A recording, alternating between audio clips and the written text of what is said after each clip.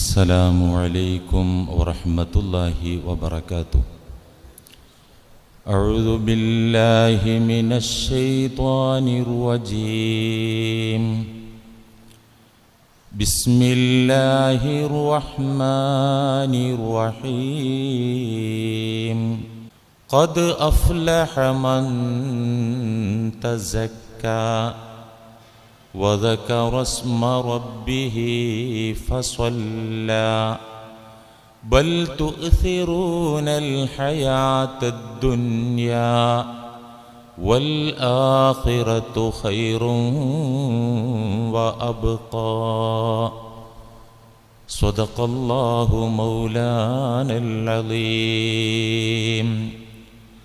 حسنوا أخلاقكم صدق رسول الله. النفس كالطفل إن تهمله شب على حب الرضاع وإن تفطمه ينفطمي.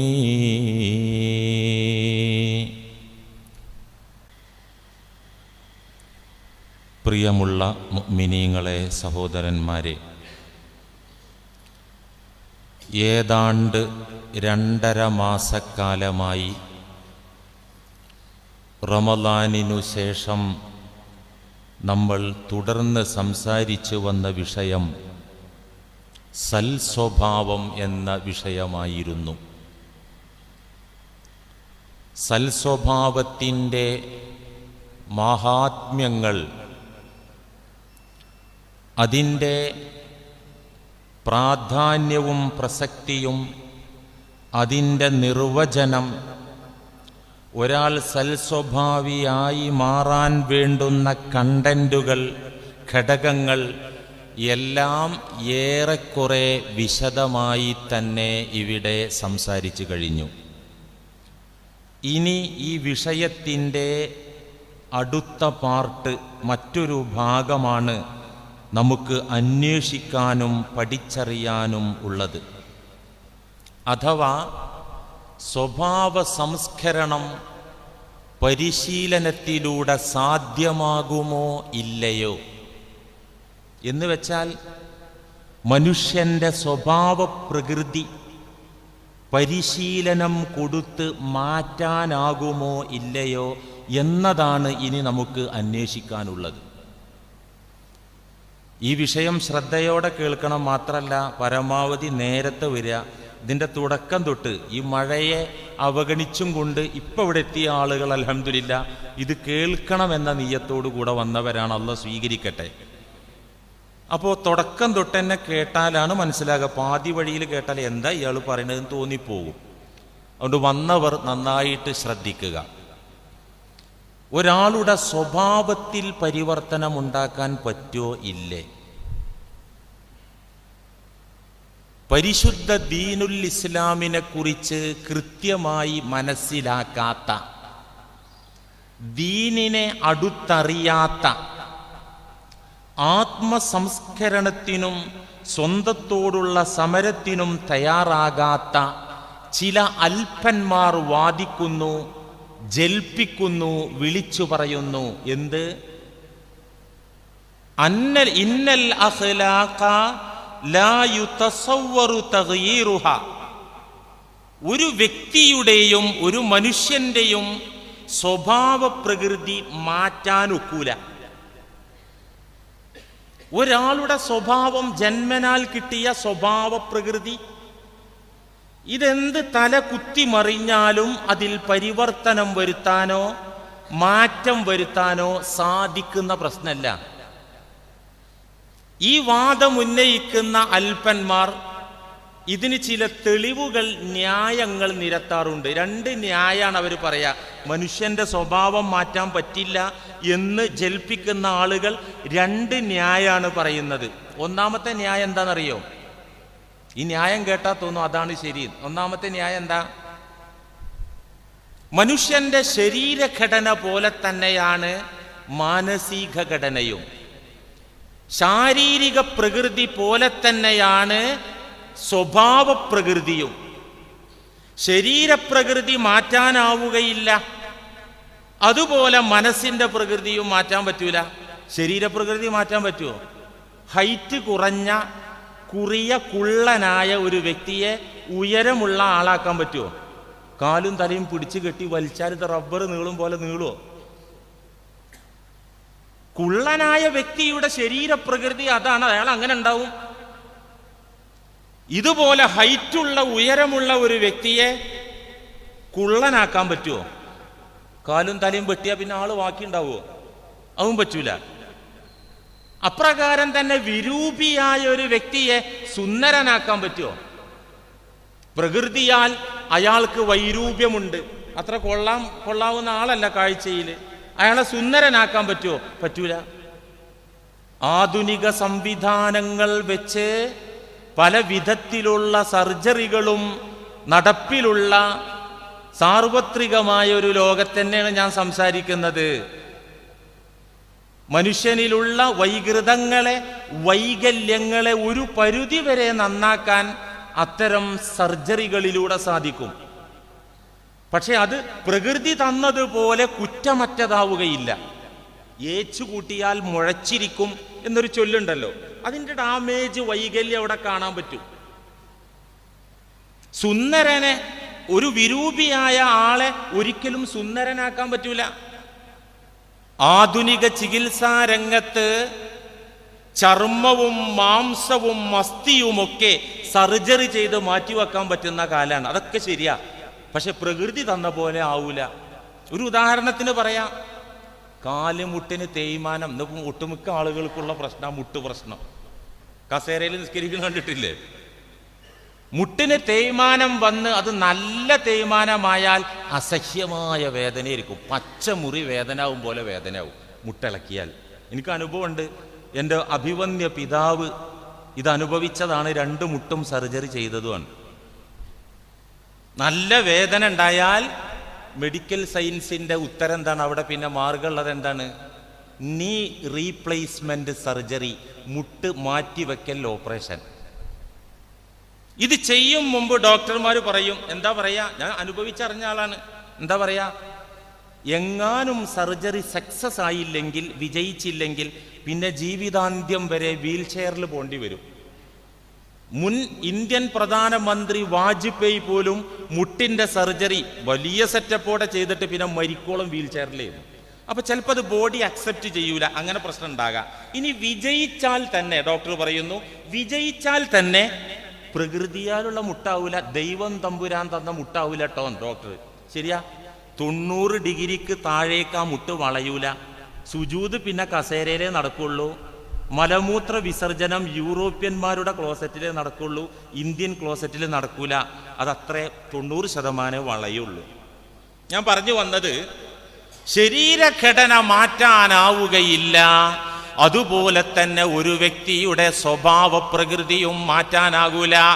ഓരോരുത്തർക്കും അവർക്കവരുടേതായ സ്വഭാവമുണ്ട്. ചില ആളുകൾ സൽഗുണ സ്നേഹസമ്പന്നരായിരിക്കും, ചില ആളുകൾ മൂക്കത്ത് ശുണ്ടിയുള്ള ചൂടന്മാരായിരിക്കും, ചില ആളുകൾ ഉദാരമതികളായിരിക്കും, ചില ആളുകൾ അറുപിശുക്കന്മാരായിരിക്കും. ഉള്ള സ്വഭാവം അങ്ങനെ നിലനിൽക്കും എന്നല്ലാതെ ഒരാളുടെയും സ്വഭാവം മാറ്റാൻ പറ്റൂല. ഇവരുടെ ഒന്നാമത്തെ തെളിവ്. രണ്ടാമത്തെ ന്യായം അവർ പറയുന്നത്, നിങ്ങൾ ഈ പറഞ്ഞ സൽസ്വഭാവവും സ്വഭാവ സംസ്കരണമൊക്കെ സാധിക്കണമെങ്കിൽ മനുഷ്യന്റെ നേച്ചറായ അഹങ്കാരം, ആർത്തി, കാമം, കോപം പോലത്തെ വികാര വിചാരങ്ങളെ ഇല്ലാതാക്കിയിട്ട് വേണ്ട ഈ സ്വഭാവം ഒന്ന് നന്നാക്കാൻ. സ്വഭാവം നന്നാകുമെന്ന് പറഞ്ഞാൽ അഹങ്കാരം പോണം, ആർത്തി പോണം, കാമവും കോപവും ഒക്കെ പോണ്ടേ. ഇത് നീക്കിക്കളഞ്ഞിട്ട് ഇല്ലാതെയാക്കിയതിൻ്റെ ശേഷമല്ലേ ഈ സ്വഭാവം നന്നാവുള്ളൂ. എന്നാൽ ഇത്തരം വികാരങ്ങളെ മനുഷ്യപ്രകൃതിയിൽ നിന്ന് ഉന്മൂലനം ചെയ്യാൻ സാധ്യമേ അല്ല. മനുഷ്യന്റെ കൊക്കിൽ ജീവനുള്ള കാലത്തോളം ഇത്തരം വികാരങ്ങളും വിചാരങ്ങളും മനുഷ്യനിൽ കുടികൊള്ളും. ചുമ്മാ ആത്മസംസ്കരണം, സ്വഭാവ സംസ്കരണം എന്നൊക്കെ പറഞ്ഞ് വഴലു പറഞ്ഞ് സമയം കളയുന്ന എന്തിനാ? ഈ ചോദ്യം എന്നോട് ചോദിച്ചിട്ടുണ്ട്. ആരും അറിയോ? സാധാരണക്കാരല്ല. സമുദായത്തിൻ്റെ നേതൃപദവിയിലിരുന്ന സമുദായത്തോട് പ്രസംഗിക്കുന്ന വലിയൊരു നേതാവ്, അയാളോട് ആരോ ചെന്ന് പറഞ്ഞു, നിങ്ങൾ വലിയ നേതാവൊക്കെ തന്നെ ശരി, സ്വഭാവം കുറച്ച് കടുകട്ടിയാണ്, ഒന്ന് സോഫ്റ്റ് മൈൻഡിലേക്ക് നേതാവ് വരണമെന്ന് പറഞ്ഞപ്പോൾ അങ്ങേര് പറഞ്ഞാൽ എന്താ അറിയോ? അത്യാവശ്യം ഖുർആൻ ഓതി വഴലറിയുന്ന ആളാ. അങ്ങേര് എന്താ പറഞ്ഞറിയോ? എനിക്കൊരു സ്വഭാവമുണ്ട്, എൻ്റെ വാപ്പാക്കൊരു സ്വഭാവമുണ്ട്, വാപ്പാൻ്റെ വാപ്പാക്കൊരു സ്വഭാവമുണ്ട്, എൻ്റെ മക്കൾക്കൊരു സ്വഭാവമുണ്ട്, ഇതൊന്നും ഉലകത്തിൽ മാറ്റാൻ ഒക്കൂല. അയാൾ പറഞ്ഞതാ. മുസ്ലിങ്ങൾക്കുണ്ട് ഈ വാദം. ഇത്തരം വികാരങ്ങളെ, വിചാരങ്ങളെ, മനുഷ്യ നേച്ചറുകളെ ഇല്ലാതാക്കാൻ പറ്റില്ല. പിന്നെ എന്തിനാണ് ഈ ആത്മസംസ്കരണത്തിന്റെ പാട്ട് ക്ലാസ്? എന്തിനാ ഈ ഒരു ചോദ്യം? ഈ ന്യായങ്ങളൊക്കെ കേൾക്കുമ്പോൾ ചിലപ്പോൾ ഇപ്പൊ നിങ്ങൾക്കും തോന്നിയിട്ടുണ്ടാവും, ശരിയാണ്, കുള്ളനെ നീട്ടാൻ പറ്റൂല, ഹൈറ്റുള്ള ആളെ കുള്ളനാക്കാൻ പറ്റൂല, ഇതേപോലെ തന്നെ മനുഷ്യന്റെ ഉള്ള സ്വഭാവം മാറ്റാൻ പറ്റൂല എന്നുള്ള ഒരു ധാരണയിൽ നിങ്ങൾ എത്തിയിട്ടുണ്ടാവും. വാസ്തവത്തിൽ ഇത് അബദ്ധമാണ്. ഈ വാദം, അതിൻ്റെ ന്യായങ്ങളും തെളിവുകളും കേവലം ഓലപ്പാമ്പാണ്, ഒന്നുമില്ല. പരിശുദ്ധ ദീനുൽ ഇസ്ലാമിന്റെ പക്ഷത്ത് നിന്ന് ഇതിന് കൃത്യവും സ്പഷ്ടവുമായ ഉത്തരമുണ്ട്. ഈ വാദത്തിന്, അതിൻ്റെ ന്യായത്തിന് വളരെ ക്ലിയറായ മറുപടി പരിശുദ്ധ ദീനിന്റെ ഭാഗത്ത് നിന്നുണ്ട്. പ്ലസ് ശാസ്ത്രീയ ഭാഗത്ത് നിന്നും, ശാസ്ത്രത്തിന്റെ ഭാഗത്ത് നിന്നും ഉത്തരമുണ്ട്. എന്താ ദീനിന്റെ ഭാഗത്ത് നിന്നുള്ള ഉത്തരം? ലൗ കാനത്തിൽ അഖ്ലാഖു ലാ തഖ്ബലു തഗ്യീറ ലബതലത്തിൽ വസായ വൽ മവാളിഉ വത്തഅദീബാതു. ലൗ കാനത്തിൽ അഖ്ലാഖു ലാ തഖ്ബലു തഗ്യീറ, മനുഷ്യന്റെ ഉള്ള സ്വഭാവം, ഉള്ള പ്രകൃതം മാറ്റാനാവില്ലെങ്കിൽ, പരിവർത്തനം വരുത്താനാകില്ലെങ്കിൽ, ലബതലത്തിൽ വസായ വൽ മവാളിഉ വത്തഅദീബാത്, പരിശുദ്ധ ഖുർആനിന്റെയും തിരുഹദീസിന്റെയും ഉത്ബോധനങ്ങൾ, വസിയ്യത്തുകൾ, നിർദ്ദേശങ്ങൾ, അദബ് പഠിപ്പിക്കലുകൾ വ്യർത്ഥമാകും, നിരർത്ഥകമാകും, പാഴായി പോകും, ബാത്തിലായി പോകും. പിന്നെ ഖുർആനും ഹദീസിനും പ്രസക്തിയില്ല. ഖുർആനിൽ എത്രയാണ് സ്വഭാവം നന്നാക്കാനുള്ള ആഹ്വാനം, വസിയ്യത്ത്, ഉപദേശം, മര്യാദ പഠിപ്പിക്കൽ, ഇങ്ങനെ പെരുമാറാവൂ, അങ്ങനെ പെരുമാറരുതേ, ഇങ്ങനത്തെ സ്വഭാവം വേണം, എത്ര സ്ഥലത്തുണ്ട്. ഇതൊക്കെ ബാത്തിലായി പോകുമല്ലോ. ഖുർആൻ തന്നെ പൊട്ട ഗ്രന്ഥമായി മാറുമല്ലോ, ഹദീസുകൾ അശാസ്ത്രീയമാകുമല്ലോ. എന്തിനധികം ഇവിടത്തെ ഈ ഖുതുബയുടെ പ്രമേയം എന്താ? തഖ്വ കൊണ്ടുള്ള വസിയ്യത്താണ്. അത് പാഴ്വേലയാവുമല്ലോ. തഖ്വ ഉള്ളവർക്കുണ്ടാവും, ഇല്ലാത്തവ അങ്ങനെ ജീവിക്കുക, സ്വഭാവം മാറ്റാൻ പറ്റൂല. പാഴ്വേലല്ലേ ഈ ഖുതുബ? അങ്ങനെ പറയാൻ പറ്റുമോ മുസ്ലിമിന്? ഒരിക്കലും പറയാൻ പറ്റൂല. മാത്രല്ല മുഅ്മിനീങ്ങളെ, ഖുർആനിലെ എത്രയെത്ര ആയത്തുകളാണ് ഈ വിഷയത്തിന്റെ തുടക്കത്തിൽ നമ്മൾ ഇവിടെ ഉദ്ധരിച്ചത്, നിങ്ങൾ കേട്ടത്. എത്രയെത്ര സ്വഹീഹായ ഹദീസുകളാണ്, സൽ സ്വഭാവത്തിന്റെ മാഹാത്മ്യം വെളിപ്പെടുത്തുന്ന ഹദീസുകൾ ഇവിടെ പറഞ്ഞത്, നിങ്ങൾ കേട്ടത്. ഖുർആൻ ഒരു കാര്യവും കൂടെ അടിവരട്ട് പറഞ്ഞു. എന്തറിയോ? ഈ സൽ സ്വഭാവത്തിന്റെ കേസ് ഉമ്മത്ത് മുഹമ്മദ് സ്വല്ലല്ലാഹു അലൈഹി വസല്ലമ ഈ സമുദായത്തോട് മാത്രം പറഞ്ഞതല്ല. 5 നേരത്തെ നിസ്കാരം ഈ സമുദായത്തിനോട് പറഞ്ഞതാ, അങ്ങനെ ഒരു മുൻ സമുദായത്തിനോട് പറഞ്ഞിട്ടില്ല. റമളാനിലെ കണ്ടിന്യൂ ആയ 1 മാസക്കാലത്തെ വ്രതാനുഷ്ഠാനം ഈ ഉമ്മത്തിനോട് പറഞ്ഞത്, അങ്ങനെ വേറൊരു സമുദായത്തോടും പറഞ്ഞിട്ടില്ല. എന്നാൽ മുൻഗാമികളായ സർവ സമുദായങ്ങളോടും അല്ലാഹു സുബ്ഹാനഹു വ തആല അവരുടെ പ്രവാചകന്മാരുടെ നാവുകളിലൂടെ പഠിപ്പിച്ച അധ്യാപനത്തിന്റെ കൂട്ടത്തിലെ അതിപ്രധാനമായ, ഇമ്പോർട്ടന്റായ, പ്രഥമവും പ്രധാനവുമായ ഒരു സബ്ജക്റ്റായിട്ട് എല്ലാ നബിമാരും വിളിച്ചു പറഞ്ഞത് സ്വഭാവം നന്നാക്കണേ, സ്വഭാവം നന്നാക്കണേ. ഖുർആൻ പറഞ്ഞതാ. വെള്ളിയാഴ്ച നിസ്കാരത്തിൽ 1-ാമത്തെ റക്അത്തിൽ ഓതൽ സുന്നത്തുള്ള സൂറത്തുൽ അഅല, സബ്ബിഹിസ്മ സൂറത്തിന്റെ 14 മുതൽ 19 വരെയുള്ള ആയത്ത് നമുക്കൊക്കെ കേട്ടതിൽ എത്ര കേട്ട എല്ലാവർക്കും അറിയാലത്. എന്താണ് ആ ആയത്തുകൾ പറയുന്നത്? ഖദ് അഫ്ലഹ മൻ തസക്ക, തീർച്ചയായും വിജയിച്ചു ആര്? മൻ തസക്ക, സ്വഭാവം സംസ്കരിച്ച് സൽസ്വഭാവിയായവർ. ഇബ്നു കസീർ തഫ്സീർ ഈ ആയത്തിന്റെ അടിയിൽ രേഖപ്പെടുത്തി വച്ചിരിക്കുന്നു, ഐ ത്വഹറ നഫ്സഹു മിനൽ അഖ്ലാഖിർ റസീല. ഖദ് അഫ്ലഹ മൻ തസക്ക എന്ന് പറഞ്ഞാൽ എന്താ അർത്ഥം? ഐ ത്വഹറ നഫ്സഹു, ഒരാളുടെ മനസ്സ് വിമലീകരിച്ചു, ശുദ്ധീകരിച്ചു. ഏതിൽ നിന്ന്? മനസ്സിനെ ശുദ്ധീകരിച്ചു. മിനൽ അഖ്ലാഖിർ റസീലത്തി, മോശം സ്വഭാവങ്ങളിൽ നിന്ന് സംസ്കരിച്ചു. എന്നുവെച്ചാൽ മോശം സ്വഭാവം പാടെ വൃത്തിയാക്കിയിട്ട് സൽസ്വഭാവിയായി മാറിയാൽ അവൻ തീർച്ചയായും വിജയിച്ചു.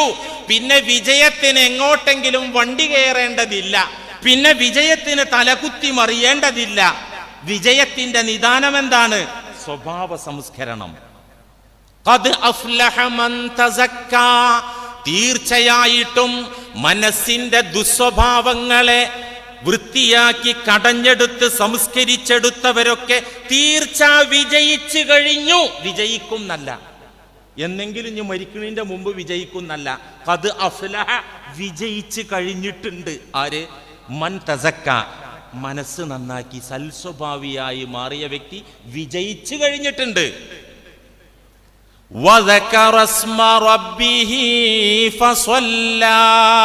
ശ്രദ്ധിക്കണേ, വെള്ളിയാഴ്ച വന്ന മുഅ്മിനീങ്ങളോട് ഇമാമിനോട് ഓതിക്കൊടുക്കാൻ പറഞ്ഞ ആയത്ത് അത് കേട്ടോ. കേൾക്കലില്ലേ? നിങ്ങൾ കേൾക്കലില്ലേ? എന്താ ഈ പറയുന്നതെന്നും കൂടെ ഇന്നൊന്ന് മനസ്സിലായിക്കോളൂ. നീ തുടർന്ന് ഓതുമ്പോ കൂടുതൽ ബോധ്യാവും. വെള്ളിയാഴ്ച പള്ളിയിൽ വരുന്ന സത്യവിശ്വാസികളോട് ഇമാമ് ഒന്നാമത്തെ റക്അത്തിൽ ഓതിക്കൊടുക്കാൻ കൽപ്പിക്കപ്പെട്ട വചനങ്ങളാണ്, സൂക്തങ്ങളാണ്. മനസ്സിനെ ശുദ്ധീകരിച്ച വ്യക്തി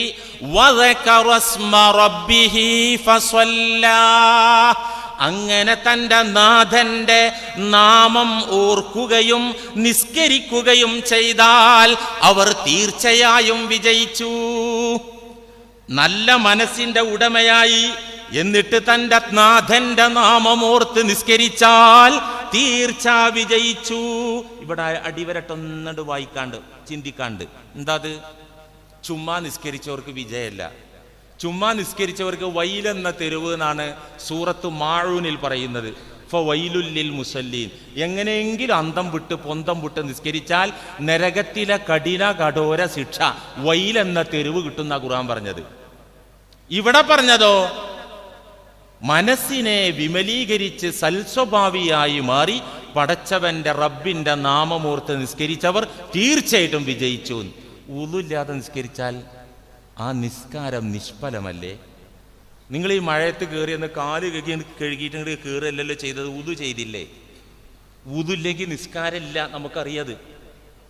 ഇതുപോലെ തന്നെ നിസ്കാരത്തിന് ജീവനുണ്ടാകണമെങ്കിൽ, നിസ്കാരത്തിന്റെ ജീവൻ എന്താ? നിസ്കാരത്തിന്റെ സ്ട്രക്ചറാണ് തക്ബീർ കൊണ്ട്, നിയ്യത്ത് കൊണ്ട് തുടങ്ങി സലാം കൊണ്ട് അവസാനിപ്പിക്കുന്ന ചില വാക്കുകളും പ്രവൃത്തികളും അടങ്ങിയ കണ്ടന്റായ ഇബാദത്തിന്റെ പേരാണ് ബാഹ്യമായി നിസ്കാരം. അതിന്റെ ജീവൻ എന്താ?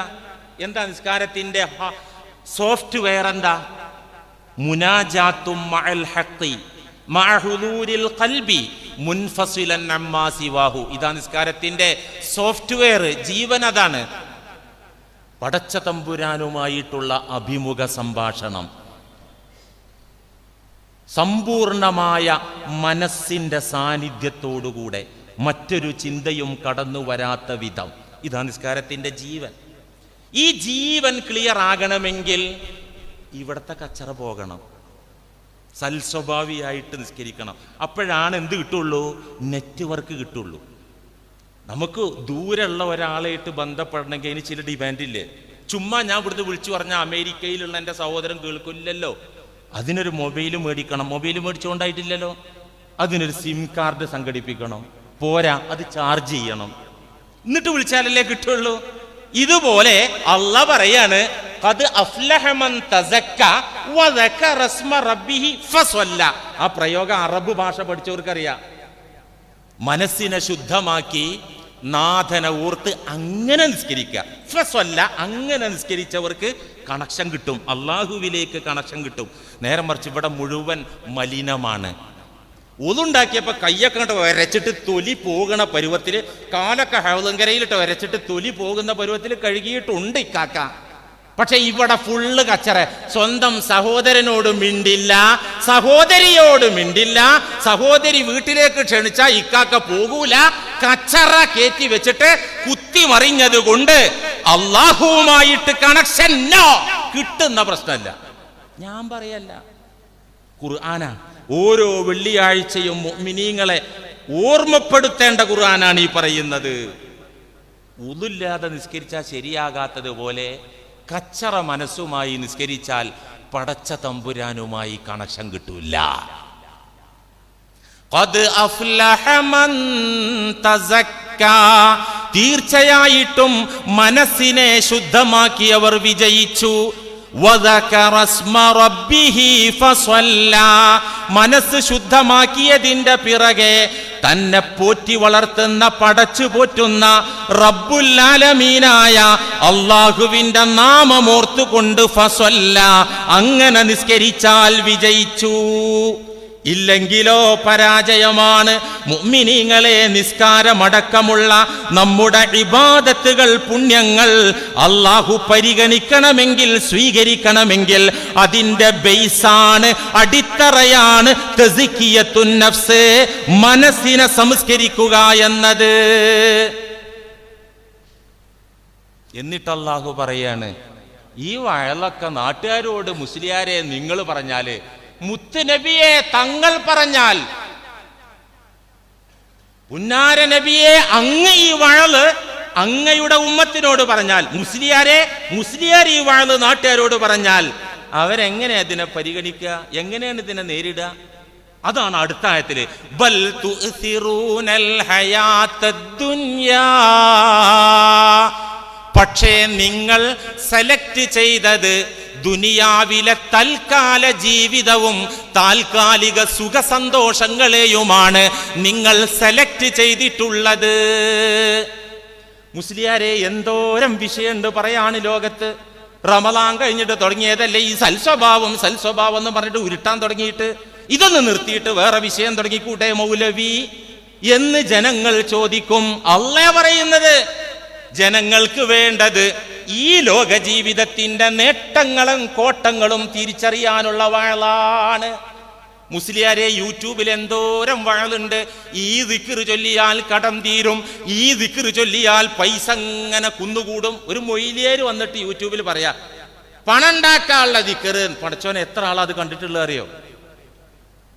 ശാരീരിക ആരോഗ്യത്തിന്റെ ക്ഷമതയ്ക്ക് വേണ്ടത്, സൽസ്വഭാവ സമ്പത്തിന്റെ സമൃദ്ധിക്ക് വേണ്ട കണ്ടന്റുകൾ പറഞ്ഞാൽ അതവർക്ക് ഇഷ്ടമാണ്.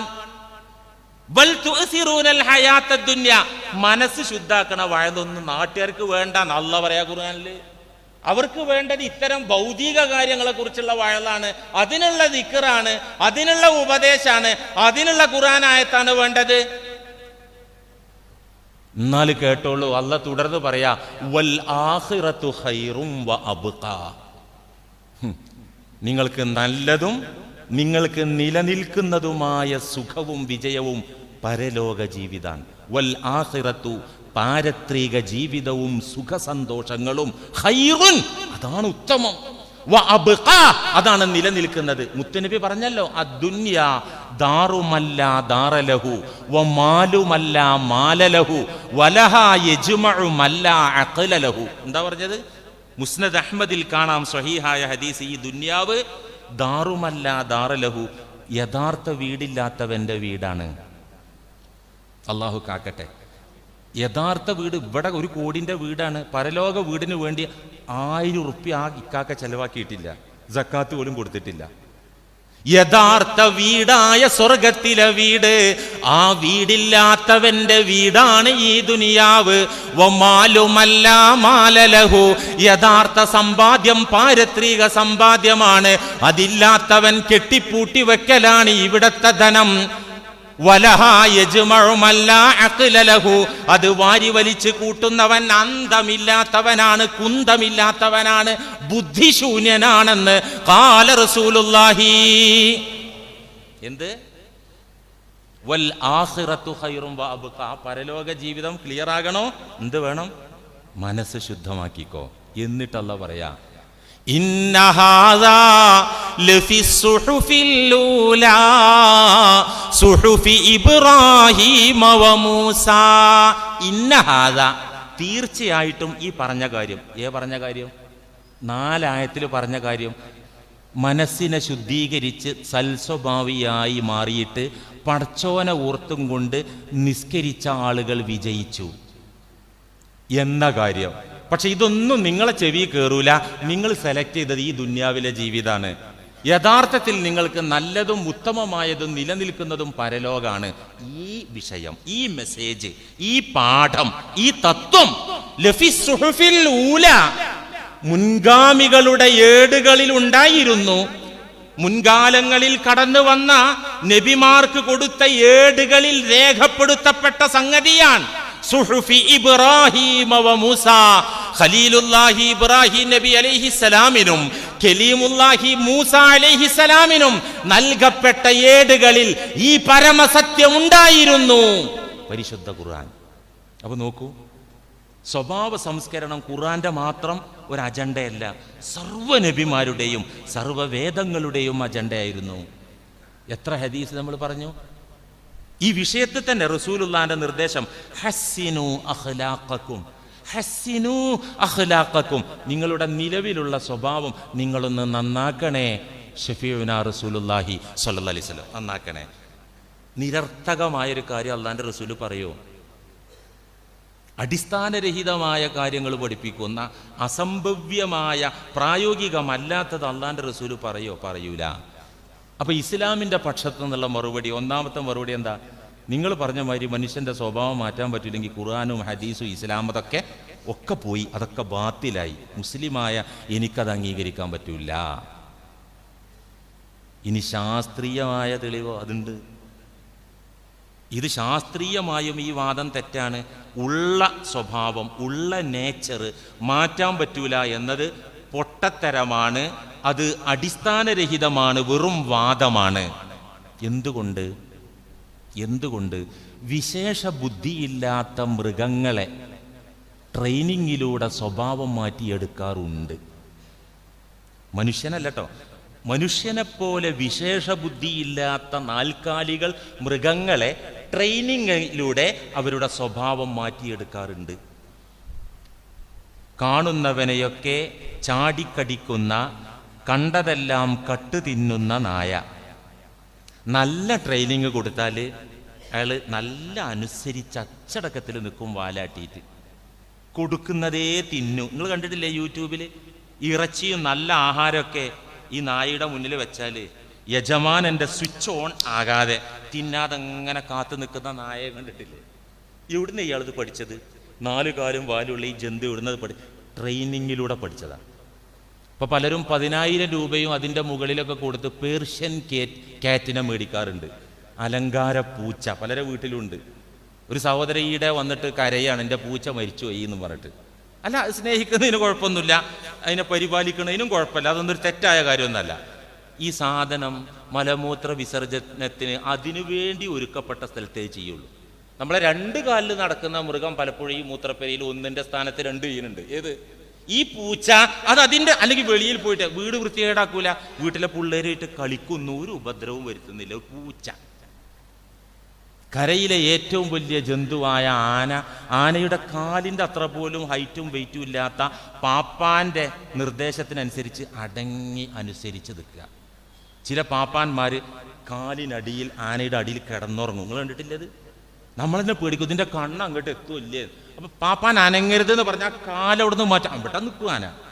ശ്രമകരമായ പണി ചെയ്യും. കടലിലുള്ള ജന്തു ഡോൾഫിനുകളെ നമ്മൾ കണ്ടിട്ടില്ലേ? ട്രെയിനിങ് എന്തൊക്കെ കളികൾ, യുദ്ധത്തിന് പോലും ഡോൾഫിൻ മത്സ്യത്തെ ഉപയോഗപ്പെടുത്തുന്നു.